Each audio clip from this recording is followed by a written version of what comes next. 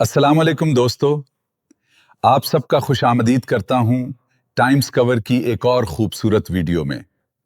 आज हम जानेंगे कि मुसलमान ईद उल अजहा क्यों मनाते हैं और हज क्यों किया जाता है। इस्लाम में इस अजीम कुर्बानी और हज की असल हकीकत क्या है। ये सिर्फ एक त्योहार नहीं, बल्कि ईमान, इताअत और कुर्बानी की वो दास्तान है जो हज़रत इब्राहीम अलैहिस्सलाम और हज़रत इस्माइल अलैहिस्सलाम की ज़िंदगी से जुड़ी हुई है। तो आइए शुरू करते हैं इस ईमान अफरोज सफ़र को। ज़रा तसव्वुर करें, एक बूढ़ा बाप जिसकी उम्र 86 साल हो चुकी हो और पूरी जिंदगी औलाद के इंतजार में गुजर गई हो। फिर अल्लाह उसे एक बेटा अता करे, वो भी ऐसा बेटा जिसे देखकर आंखों को सुकून मिले, दिल खुशी से भर जाए। लेकिन फिर इसी बेटे को अल्लाह की राह में कुर्बान करने का हुक्म आ जाए। यह कोई कहानी नहीं, यह एक हकीकी वाक़या है। तारीख की सबसे अजीम कुर्बानी हज़रत इब्राहीम अलैहिस्सलाम और हज़रत इस्माइल अलैहिस्सलाम की कुर्बानी। हज़रत इब्राहीम अलैहिस्सलाम अल्लाह के बहुत बड़े नबी थे। उन्होंने पूरी जिंदगी अल्लाह की इताअत में गुजार दी, लेकिन अल्लाह अपने ख़ास बंदों का इम्तिहान भी ख़ास लेता है। एक रात हज़रत इब्राहीम ने ख्वाब देखा कि वो अपने बेटे हज़रत इस्माइल को अल्लाह की राह में कुर्बान कर रहे हैं। उन्होंने सोचा शायद यह आम ख्वाब हो, लेकिन फिर दूसरी रात वही ख्वाब दोबारा आया और तीसरी रात फिर वही ख्वाब। अब हज़रत इब्राहीम समझ गए कि यह अल्लाह का हुक्म है, क्योंकि अंबिया के ख्वाब वही होते हैं। सोचें, 86 साल की उम्र में मिला हुआ इकलौता बेटा, और अब उसी को अल्लाह की राह में कुर्बान करने का हुक्म। लेकिन हज़रत इब्राहीम ने अल्लाह के हुक्म के आगे सर झुका दिया।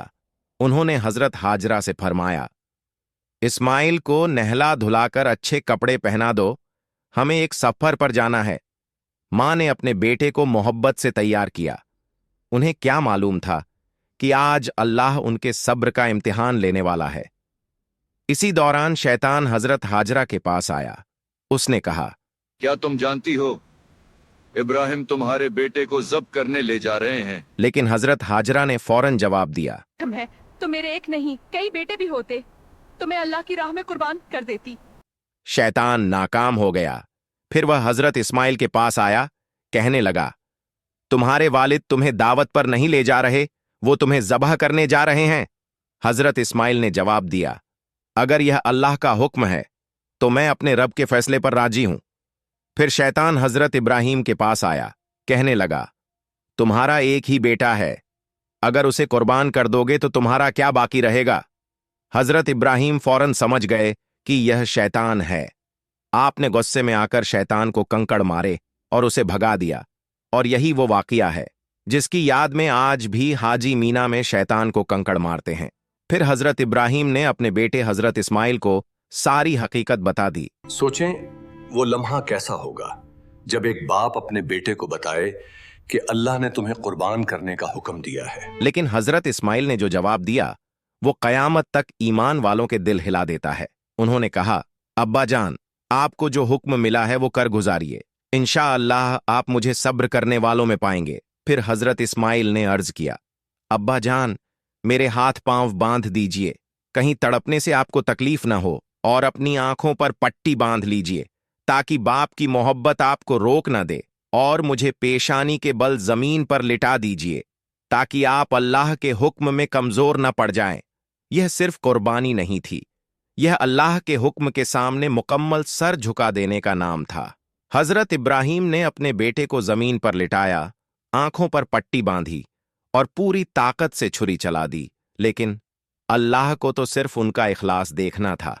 उसी लम्हे अल्लाह ताला ने हज़रत जिब्राइल के जरिए जन्नत से एक अजीम दिम्बा भेज दिया। जब हज़रत इब्राहीम ने आंखों से पट्टी हटाई तो देखा हज़रत इस्माइल बिल्कुल सही सलामत खड़े मुस्कुरा रहे थे और उनकी जगह दुम्बा कुर्बान हो चुका था। अल्लाह ताला ने इस अजीम कुर्बानी को क़यामत तक आने वाले मुसलमानों के लिए मिसाल बना दिया। इसी याद में आज दुनिया भर के मुसलमान ईद उल अजहा पर कुर्बानी करते हैं। और याद रखिए, कुर्बानी सिर्फ जानवर ज़बह करने का नाम नहीं, बल्कि अपनी ख्वाहिशात, अपनी नाफरमानियां, अपना घमंड اور اپنی محبتیں اللہ کے لیے قربان کرنے کا نام ہے۔ پھر اللہ تعالیٰ نے حضرت ابراہیم کو ایک اور عظیم خوشخبری دی۔ حضرت سارہ، جن کی عمر لگ بھگ 90 سال تھی، اور حضرت ابراہیم کی عمر لگ بھگ 120 سال، انہیں ایک بیٹے کی بشارت دی گئی، یعنی حضرت اسحاق کی پیدائش کی خوشخبری۔ حضرت سارہ حیران رہ گئیں، کیونکہ بڑھاپے میں اولاد ہونا انسانی حساب سے ناممکن لگتا تھا۔ جب انہوں نے حیرت ظاہر کی تو فرشتوں نے فرمایا، کیا تم اللہ کے فیصلے پر حیران ہوتی ہو؟ یہ اللہ کی رحمت ہے۔ وقت گزرتا گیا۔ حضرت ابراہیم اکثر مکہ میں حضرت اسماعیل سے ملاقات کے لیے آتے رہتے تھے۔ ایک دن حضرت ابراہیم نے حضرت اسماعیل سے فرمایا، بیٹا، اللہ تعالیٰ نے مجھے حکم دیا ہے کہ اس مقام پر اللہ کا گھر تعمیر کروں۔ حضرت اسماعیل نے فوراً عرض کیا، ابا جان، میں اس نیک کام میں آپ کے ساتھ ہوں۔ پھر باپ اور بیٹے نے مل کر بیت اللہ کی تعمیر شروع کی۔ حضرت اسماعیل پتھر لاتے تھے اور حضرت ابراہیم دیواریں بناتے جاتے تھے، اور تعمیر کے دوران حضرت ابراہیم مسلسل دعا کرتے رہے، اے ہمارے رب، ہم سے یہ خدمت قبول فرما، بے شک تو ہی خوب سننے والا، خوب جاننے والا ہے۔ اے ہمارے رب، ہم دونوں کو اپنا فرمانبردار بنا، اور ہماری اولاد میں بھی ایک فرمانبردار امت پیدا فرما، اور ہمیں اپنی عبادت کے طریقے سکھا، اور ہماری توبہ قبول فرما، بے شک تو بہت توبہ قبول کرنے والا، نہایت رحم والا ہے۔ اور اے ہمارے رب، انہی میں سے ایک رسول بھیج جو انہیں تیری آیات پڑھ کر سنائے، انہیں کتاب اور حکمت سکھائے، اور انہیں پاک کرے، بے شک تو ہی زبردست حکمت والا ہے۔ بیت اللہ کی تعمیر کے دوران اللہ تعالیٰ نے جنت سے ایک خاص پتھر بھی بھیجا، یہی حجر اسود تھا۔ روایتوں کے مطابق یہ پتھر ابتدا میں دودھ سے زیادہ سفید تھا، لیکن انسانوں کے گناہوں کی وجہ سے وقت کے ساتھ سیاہ ہو گیا۔ جب کعبہ کی دیواریں بلند ہونے لگیں تو حضرت ابراہیم علیہ السلام ایک پتھر پر کھڑے ہو کر تعمیر کرنے لگے۔ اللہ کے حکم سے اس پتھر پر حضرت ابراہیم علیہ السلام کے قدموں کے نشان بن گئے۔ آج اسی مقام کو مقام ابراہیم کہا جاتا ہے، اور آج بھی لاکھوں مسلمان اسے دیکھتے ہیں۔ اسی طرح خانہ کعبہ کی تعمیر مکمل ہوئی۔